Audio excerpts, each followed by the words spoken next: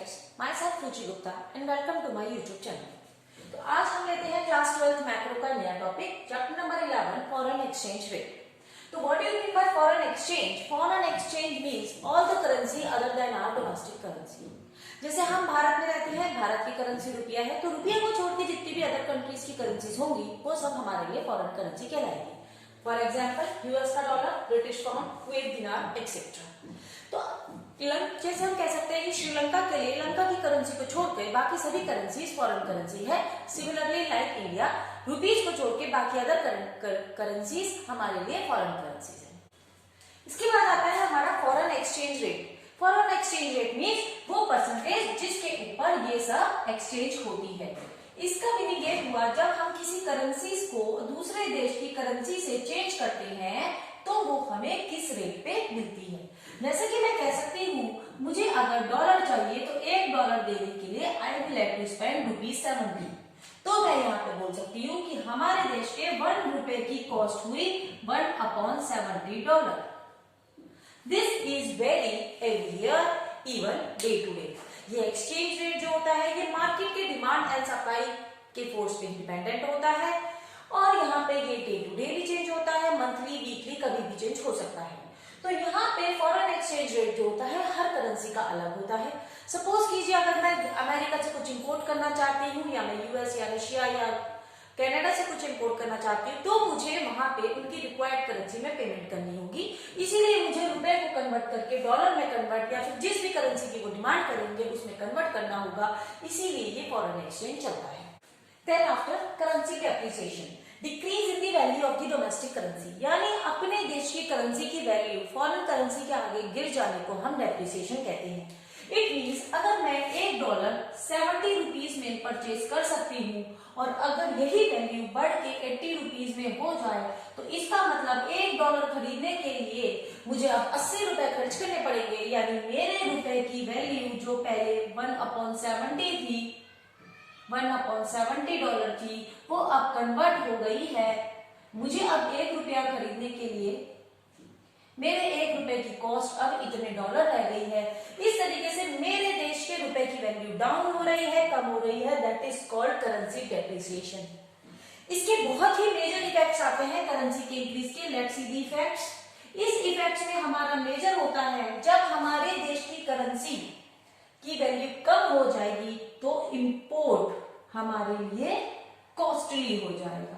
यानी अमेरिका से आने वाली चीजें हमारे लिए और महंगी हो जाएगी, हमारा इंपोर्ट कॉस्टली हो जाएगा और हमारा एक्सपोर्ट इंक्रीज हो जाएगा। एक्सपोर्ट इंक्रीज कैसे हो जाएगा?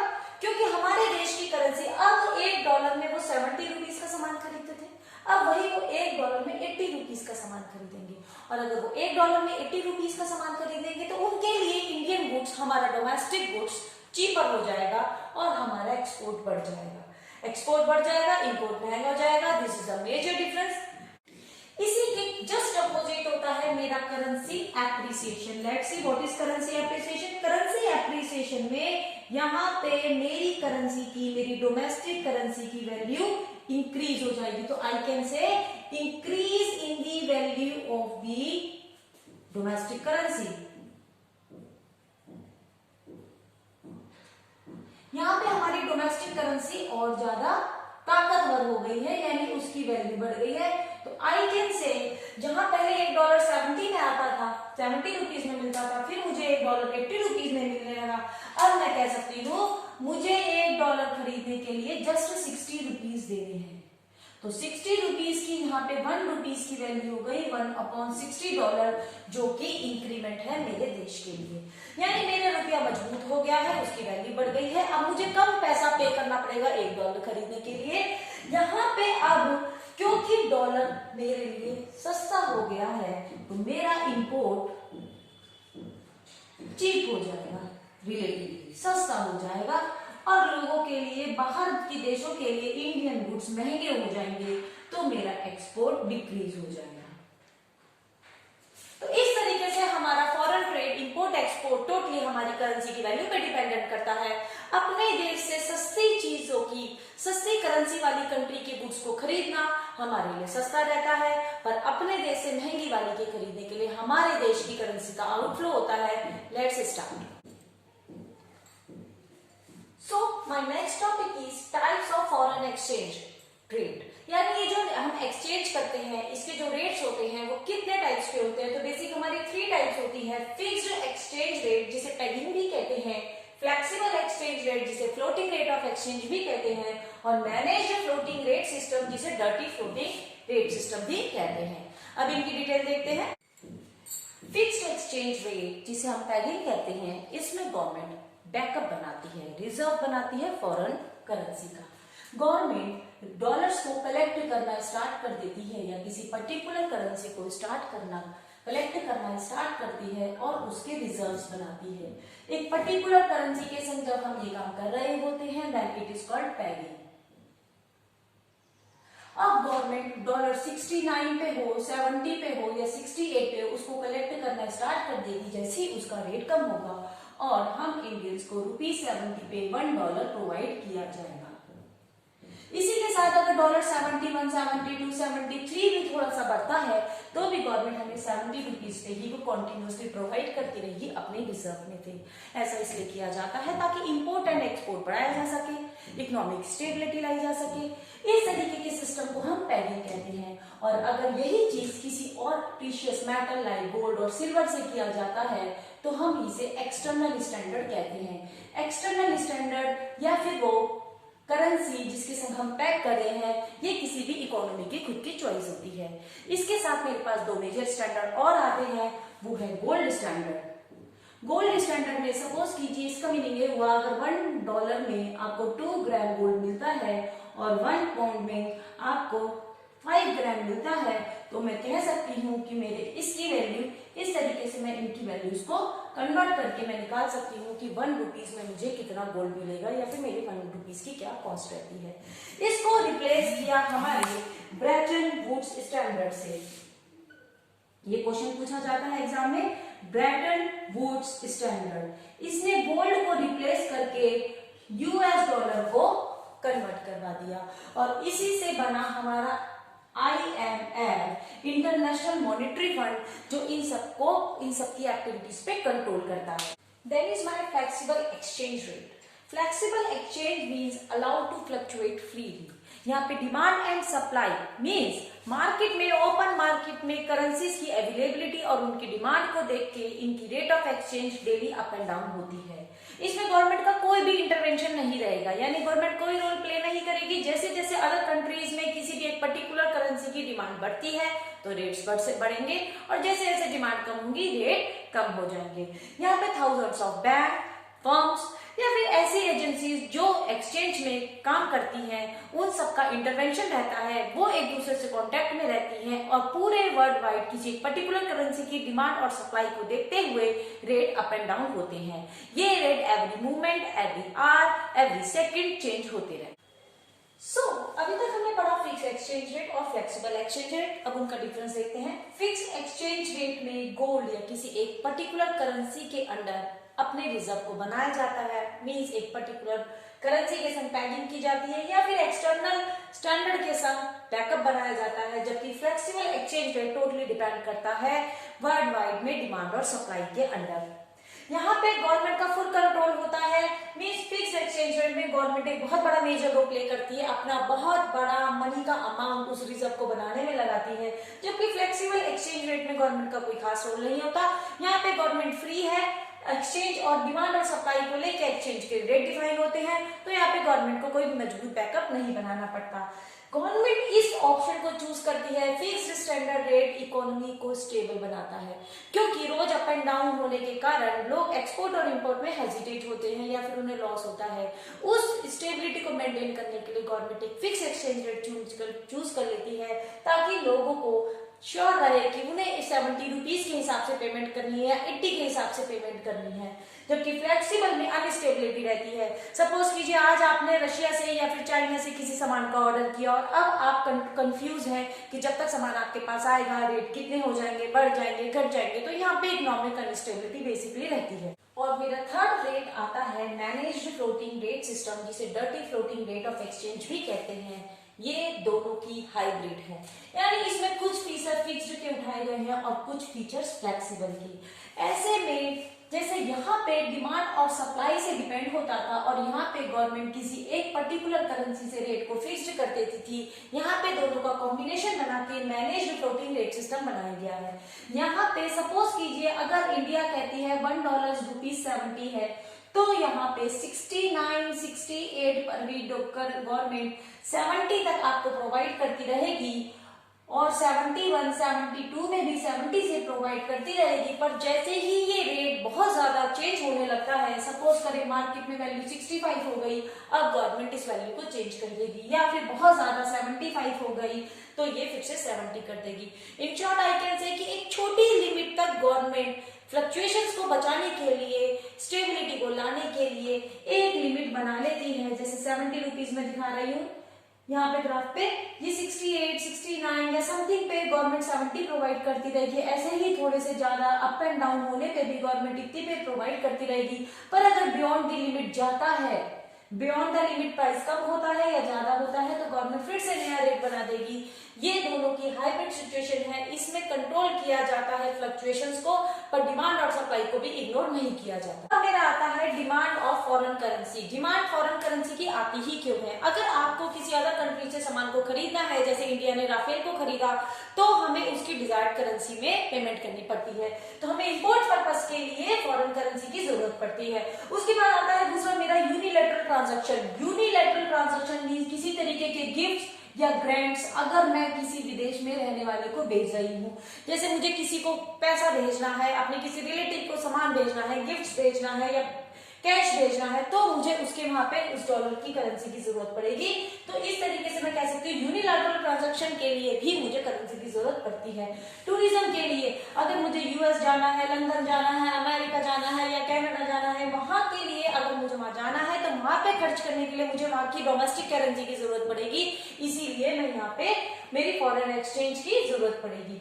और अगर मैं विदेश में किसी तरीके की प्रॉपर्टी को खरीदना चाहती हूँ, कोई ऑफिस खोलना चाहती हूँ, घर खरीदना चाहती हूँ, किसी तरीके की कार खरीदना चाहती हूँ या एनी काइंड ऑफ एसेट, तो भी मुझे फॉरेन करेंसी की जरूरत है। साथ में आता है स्पेक्यूलेशन यानी सट्टा बाजारी। कुछ लोग इसे एज अ बिजनेस ट्रीट करते हैं, वो सस्ते में डॉलर या किसी पर्टिकुलर करेंसी को खरीदते हैं, महंगा होने पे बेचते हैं, तो ये भी एक तरीके का स्पेक्यूलेशन के लिए भी लोग इसका यूज करते हैं। साथ में हेल्थ के लिए या फिर किसी रिलेटिव को भेजने के लिए इसके मल्टीपल यूजेस होते हैं फॉरेन करेंसी के। अब हम दिखाते हैं demand graph of foreign currency. जैसे कि 11th क्लास में नॉर्मल डिमांड होता था, आपका बिल्कुल वैसा ही डिमांड ग्राफ रहेगा। हम कह सकते हैं ₹70 पे कितने डॉलर की डिमांड रहेगी, ₹74 हो जाएगा तो कितने डॉलर की डिमांड रहेगी। जैसा आप जानते हैं कि जैसे जैसे डॉलर महंगा हो जाएगा हमारे लिए इंपोर्ट महंगा हो जाएगा, ऐसे में इंपोर्ट महंगा होने पर उसकी डिमांड हम कम कर देंगे। और अगर डॉलर सस्ता हो जाएगा जैसे यहाँ पे हो गया है, ऐसे में उसकी डिमांड इतने पोर्शन से बढ़ जाएगी। तो ये डिमांड और सप्लाई पे टोटली डिपेंडेंट होता है। अब देखते हैं supply for the foreign exchange, यानी कि हमारे देश में विदेशी मुद्रा कैसे आती है। Export is the major source of inflow of the foreign currency. जब हम किसी चीज को विदेश में बेचते हैं तो हमें उससे पेमेंट रिसीव होती है और हमारे देश में फॉरेन करेंसी का इनफ्लो होता है। साथ में होता है फॉरेन इन्वेस्टमेंट। फॉरेन इन्वेस्टमेंट का मतलब कुछ विदेशी कंपनियां जब हमारे देश में इन्वेस्ट करती हैं, अपनी फैक्ट्रीज खोलती है या अपना बिजनेस एस्टेब्लिश करती है, तो वो बल्क में बहुत सारा फॉरेन करेंसी लेकर आती है। साथ में रेमिटेंसेस यानी यूनिलैटरल ट्रांजैक्शन, विदेशों से मिलने वाले फंड को, ग्रांट्स को, गिफ्ट्स को, उससे भी हमारे देश में करेंसी का इनफ्लो हो सकता है। साथ में स्पेक्यूलेशंस यानी कि वही सट्टा बाजारी, इसके पर्पज से भी हमारे देश की करेंसी को लोग खरीदेंगे फिर बेचेंगे, तो इससे इनफ्लो और आउटफ्लो रेगुलर चलता रहता है। सप्लाई कर्व देखते हैं। Supply curve of foreign exchange बिल्कुल वैसा ही होगा जैसे क्लास 11 में पढ़ा था आपने। इंक्रीज होने पे इंक्रीज होगा और डिक्रीज होने पे डिक्रीज होगा। आइए देखते हैं effects on the graph, change in demand and change in supply. ये हमारी सप्लाई है, ये हमारी डिमांड है। चेंज इन डिमांड यानी डिमांड में फ्लक्चुएशंस आएगा पर सप्लाई उतनी ही रहेगी। ये मेरा करंट प्राइस है, मान लीजिए ₹70। यहाँ पे मुझे डॉलर की $1 रिसीव हो रहा है। इस पे अगर मैंने चेंज इन डिमांड, अगर मेरी डिमांड इंक्रीज हो जाती है और सप्लाई फिक्स रहती है, तो यहाँ पे मेरा प्राइस इंक्रीज हो जाएगा, यानी प्राइस मेरा 74 सपोज करते हो जाता है, और अगर मैं डिमांड को लेस कर दूं और मेरा सप्लाई आज भी उतना ही है, तो यहाँ पे मेरा प्राइस डिक्रीज हो जाएगा से 78। इसी के अगेंस्ट मैं कह सकती हूँ, अगर ये मेरा फिक्स्ड प्राइस है सेम सप्लाई और डिमांड पे, $1 मुझे आज भी 70 रुपीज में मिल रहा है, अगर मेरी सप्लाई बढ़ जाती है, मार्केट में फॉरेन करेंसी की सप्लाई बढ़ जाती है, मार्केट में फॉरेन करेंसी की सप्लाई बढ़ जाती है और डिमांड उतनी ही रहती है, तो ऐसे में मेरा प्राइस फॉल हो जाएगा, 68 पे आ जाएगा। और अगर मेरी सप्लाई डिक्रीज हो जाती है तो यहाँ पे मेरा प्राइस बढ़ जाएगा। तो जैसा कि 11th क्लास में आपने पढ़ा था, डिमांड और supply makes the exchange rate system, यहाँ पे बिल्कुल वैसा ही है, डिमांड और सप्लाई ही मार्केट में रेट करेंसी का फिक्स करते हैं। आइए स्टार्ट करते हैं foreign exchange market. Foreign exchange market वो मार्केट जहां पे करेंसी की सेल और परचेज की जाती है, यानी कि जहां पर एक्सचेंज मार्केट, वो मार्केट जहां पे करेंसी खरीदी जाएंगी, बेची जाएंगी, वो हमारी फॉरेन एक्सचेंज मार्केट कहलाती है। ये कोई एक पर्टिकुलर प्लेस नहीं है, ये एक सिस्टम है, ये अकाउंट ट्रांसफर के थ्रू, बिल्स के थ्रू या immediately hand to hand like cash किया जा सकता है। क्या फंक्शन होते हैं इन मार्केट्स के? इन मार्केट्स का बेसिक फंक्शन है ट्रांसफर करना, यानी एक करेंसी को, एक अमाउंट को एक करेंसी से दूसरी करेंसी में ट्रांसफर करना। सपोज मुझे यूएसए में पेमेंट करनी है, तो मैं यहाँ पे जाएंगे, अपने रुपीज में पैसे देंगे, वहां पे अकाउंट नंबर देंगे या कोई भी डिटेल देंगे, वहां पे आपकी पेमेंट डिटेल में डॉलर्स में हो जाएगी। साथ में आता है क्रेडिट फंक्शन। खरीदते और बेचते वक्त जो हमें बिल्स मिलते हैं, बिल्स ऑफ फॉरेन एक्सचेंज, जिनका मोस्टली पीरियड 3 मंथ्स का होता है, जैसा कि आप जानते हैं। सपोज कीजिए मैं चाइना से कोई गुड्स अपना इंपोर्ट करवाना चाहती हूँ, तो मैं उसे एक बिल बना के दूंगी कि इतने रुपए की पेमेंट मैं आफ्टर 3 मंथ्स दे दूंगी। ऐसे में अगर मुझे लोन की जरूरत है, 3 महीने के या छोटे से पीरियड के लोन की जरूरत है, तो यहाँ पे क्रेडिट फैसिलिटीज भी आपको ये मार्केट प्रोवाइड करती है। Obviously they will charge some interest, पर यहाँ पे क्रेडिट फैसिलिटी की वजह से बिजनेस पॉसिबल हो पाता है। Then after my hedging function, hedging function मुझे एक ऑप्शन देता है फ्यूचर में, फ्यूचर की रेट के अकॉर्डिंगली डील करने का। सपोज कीजिए आज की डेट में, टुडे आज की डेट में $1 की कीमत है ₹70 और ये लगातार 69 से बढ़ के आई है। सपोज कीजिए कुछ इस तरीके से रिसेंटली ये बढ़ रही है और ये 70 तक पहुंच गई है। मेरा प्रोडक्ट आना है आफ्टर 1 मंथ, तो यहाँ पे हेजिंग फंक्शन के अंदर मैं डील कर सकती हूँ कि मेरा प्रोडक्ट जो आफ्टर 1 मंथ लेटर आना है, उसकी मैं सारी पेमेंट ₹71 के अंदर कर दूँ। यहाँ पे मैं ये एक तरीके का कॉन्ट्रैक्ट कर लूंगी कि मैं इसकी पेमेंट 71 के अंदर करने वाली हूँ। अब 1 मंथ के बाद अगर ये रेट 72 हो भी जाता है, तो I will make a payment only at ₹71। तो इससे थोड़ी सी सिक्योरिटीज आ जाती है, स्टेबिलिटी आ जाती है और बिजनेस को करने में आसानी रहती है। उसके बाद मेरे 2 इंपॉर्टेंट फंक्शन आते हैं, kinds of market. In markets में कितनी तरीके की मार्केट्स कि काइंड्स कैसी हैं। काइंड्स में मेरी 2 बेसिक काइंड है। स्पॉट मार्केट, स्पॉट मार्केट कहती है हैंड टू हैंड, यानी सप्लाई और डिमांड के अंदर जो भी मेरा रेट ऑफ एक्सचेंज रहेगा मैं उसके अकॉर्डिंग करूंगी। और दूसरा है मेरा फॉरवर्ड मार्केट। फॉरवर्ड मार्केट जैसे कि मैंने अभी बताया था, हेजिंग फंक्शन के अकॉर्डिंगली चलती है कि आफ्टर फंक्शन के अकॉर्डिंगली चलती है कि आफ्टर 2 मंथ्स या आफ्टर 1 मंथ कितने % एक्सपेक्टेशंस है कि डॉलर बढ़ेगा या घटेगा, उसके अकॉर्डिंगली डील करना। तो इस तरीके के यहाँ पे चैप्टर ओवर हो जाता है। मिलते हैं अपना वीडियो नेक्स्ट चैप्टर के साथ। Please like, subscribe and share the video.